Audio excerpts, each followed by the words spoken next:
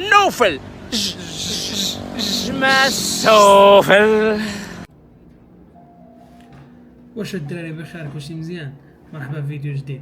الفيديو ديال اليوم كما درتو غادي يكون قصير ما يكونش طويل. انا نهضروا فيه على الحوايج الاخرين اللي طارين هنا تيقولوا باللي روسيا حيدت الفيزا على المغرب. نشوفوا واش بصح نيت حيدت روسيا الفيزا على المغرب ولا لا.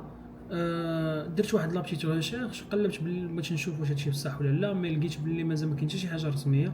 مازال الفيزا في الموقع ديال الهجره ديال روسيا مازال طالعه باللي بالنسبه للمغاربه اللي بغاو يزوروا روسيا خصهم ضروري يطلبوا الفيزا. دونك ما كاينش شي حاجه، ما كاين احتماليه كبيره ان روسيا غادي تحيد الفيزا للمغرب، وحده اللي هما في توتال 11 دوله افريقيه من بينهم المغرب.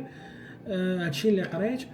وكاين عاوتاني دي زارتيكل تيقولوا بلي ما غاديش يحيدوا الفيزا توريست اون جينيرال، غادي يحيدوا غير الفيزا بالنسبه للناس اللي باغا تجي هنايا خدمه ولا استثمار، اللي باغا تستثمر هنا في روسيا. ماشي هنا، ماهي في روسيا. وعاوتاني كاين تيقول بلي لا، ما حتى حاجه فهادشي ما غتكون، غادي يكونوا غير تسهيلات للفيزا، ما غاديش يكونوا لا اعفاء لا والو، غادي يكون غير تسهيلات كما قلت كما تيقولوا. دونك كاين بزاف ديال الاحتمالات اللي هما واحد بزاف ديال الهضره اللي دايره، مازال ما كاينش شي حاجه رسميه. اللي رسمي هو انه الوزيره ديال الهجره ديال روسيا خرجت هضرات وقالت لهم باللي كاين اتفاقيات مع 11 دوله افريقيه اللي من بينهم المغرب. ذكرت المغرب بشكل مزيان وعطات واحد الاهميه بزاف للمغرب، لدرجه انها وصفته على انه هو الشريك الامثل بالبوابه ديال افريقيا نحو اوروبا ولا روسيا اللي هو المغرب. بازي على بزاف ديال لي زانفورماسيون ولا بزاف ديال الحوايج اللي كاينين في المغرب اللي كتساعدوا على انه ياخذ هذه البوزيسيون هذه، منها لا ستابيليتي ديالو، ما كاين حتى شي مشكل في المغرب. الاقتصاد غادي وكيطلع، اليد العامله موجوده، ولا بوزيسيون استراتيجيك ديالو حتى هي مزيانه. دونك هادو هما العوامل اللي خلاو روسيا انها من بينهم ما بين ديك 11 دوله دخل معاهم المغرب. اون بليس دو سا المغرب ما عندها حتى شي مشكل مع روسيا، جو بونس كاع في كل شيء، لا سياسيا لا كل شيء، المغرب ما عنده اوكان بروبليم مع روسيا. دونك الى هادشي اللي كيخلي ديما روسيا تبقى في موقف محايد. واخرها في التصويت اللي ما جراتش على قبل الصحراء المغربيه اللي ما ذكراتش، اللي فضلت انها ما تصوتش، اللي من بفضل انها ما صوتاش ما كانش حتى شي، ما كانش الفيتو، وتابروفات ان المغرب غادي يحط السيطره ديالو كامله والسياده كامله على الصحراء. دونك هادو هما شي عوامل اللي خلاو هاد الاتفاقيات ولا هادشي يطرى ما بين روسيا والمغرب. شنو عاوتاني التقارير اللي كتقول باللي روسيا هاد الفيزا اللي بغات تحيد، ولا هاد الاعفاء ولا هاد التسهيلات اللي غيديروا في الفيزا، بازي على انهم دونك عندهم مشاكل مع الدول الاوروبيه، بغاو يزيدوا يحسنوا شويه من الاقتصاد ديالهم عن طريق السياحه. هادشي اللي مولي ذاكرين، ما كتبقى وارده، ولكن كتجيني انايا باللي هادشي اللي دايرين غيكون اكثر من انهم يستافدوا غير من السياحه. ضروري ما غتكون اتفاقيات بينهم وبين الدول الافريقيه اللي غتخدم في صالح ديال الدول الافريقيه وحتى الصالح ديال روسيا. بوين بوزيتيف بالنسبه للمغرب، الدراري راه عطا الله ما يدار، يقدر الواحد يمشي يشوف، يمشي توريست لروسيا، يشوف دولة جديدة، ثقافة جديدة، يعرف شحال من حاجة.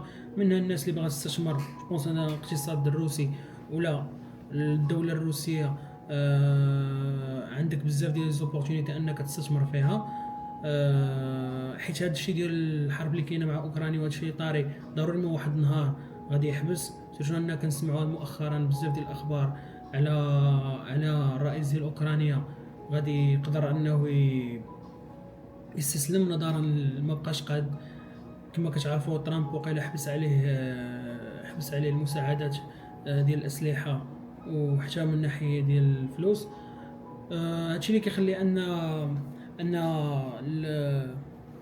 الحرب يا اما غادي تسالي زعما تسالي اما اجلا ولا عاجلا. كما كنعرفوا عاوتاني حتى العارضه اللي كان حط ولا البلان دو ترامب اللي كان صيفطوا الرئيس ديال اوكرانيا، حط فيه 28 بوان اللي خصها توافق عليهم اوكرانيا باش انه ينهي الحرب بصفه نهائيه. من بين هاد لي بوان كاين واحد لي بوان اللي حتى دابا هما اللي مازال مخلين اوكرانيا انها ما توافقش، حيت دي بوان كاين واحد لي بوان مهم ولا نذكر ماشي كلشي، الواحد يقدر يقلب عليهم. ما بينهم هو انه اوكرانيا تحاول تخلي واحد الاراضي انها لصالح روسيا اللي هما منهم الجهه ديال دونيتسك وشبه جزيره القرم، ولا ما عرفتش سميتها اكزاكتومون. هادي تنشوفها انها اللي هي علاش نايض الصداع كامل، وهو ترامب حاط لهم كبوان اللي غتستافد منها روسيا الا بغيتي تحبس عليه الحرب، منها حتى اوكرانيا ما تدخلش الحلف الناتو، ومنها بوان اخرى اللي هي اوكرانيا تنقص من عدد ديال الجنود ديالها، ترجعهم ل 600,000 متقزز عليهم اللي هما اللي يكونوا في الخدمه، وحتى روسيا وحتى اوكرانيا ما تكونش دوله نوويه. دونك هادو كاين واحد النقاط، هاد النقاط هادو اللي ذكرت من بين ديك 28 نقاط اللي كاينين، ما تنظنش ان اوكرانيا غادي توافق عليهم بسهوله. داكشي علاش مازال كنشوفوا هاد الحرب مازال نايضه. وحتى من الجهه ديال ترامب كل نهار كيزيد ما كيعاونش، وداكشي كيزيد يحط على الضغط على اوكرانيا اللي انا كنشوف من وجهه النظر ديالي قريبه غتستسلم. وحتى الحرب البارده اللي نايضه ما بين روسيا دابا والاتحاد الاوروبي، بعض الدول في الاتحاد الاوروبي اللي منهم فرنسا والانجليز والالمان، على قبل روسيا هما كيقولوا باللي روسيا كتجسس عليهم وكتضربهم دي سيبر اتاكس اللي هما هجمات سيبرانيه، وكتحاول تحاول تخدم معهم واحد البروباغندا باش تضعفهم. كاين الانجليز اللي قالت لك انها كشفت سفينه انجليزيه كدور جهه خليج الانجليز، وتهموها انها باغا تضرب لي كابل ديال الانترنت باش تقطع عليهم الانترنت. كاين عاوتاني اصلا حتى الرئيسه ديال الدنمارك اللي قالت لك كاينين شي طيارات مجهوله ما عرفتش، المهم ذكراتهم باللي مجهولين كيدوروا فوق الجو الدنماركي، وتهمت بروسيا بلي انها طائرات روسيه، وهذوك الطائرات قالت بلي هما كيجسسوا عليهم. دونك كاين بزاف ديال المشاكل اللي نايضه مؤخرا ما بين روسيا والدول الاتحاد الاوروبي.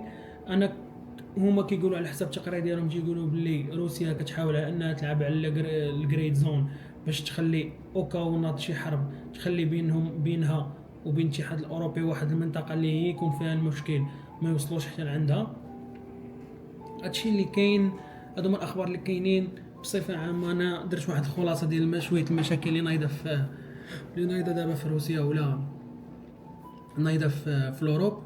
زيد عليها الخبر ديال الفيزا اللي تحيدت للمغاربه، اللي حيدت روسيا للمغاربه. ما كاين حتى شي حاجه رسميه حتى لدابا، ممكن تكون شي حاجه، او كاين احتمال كبير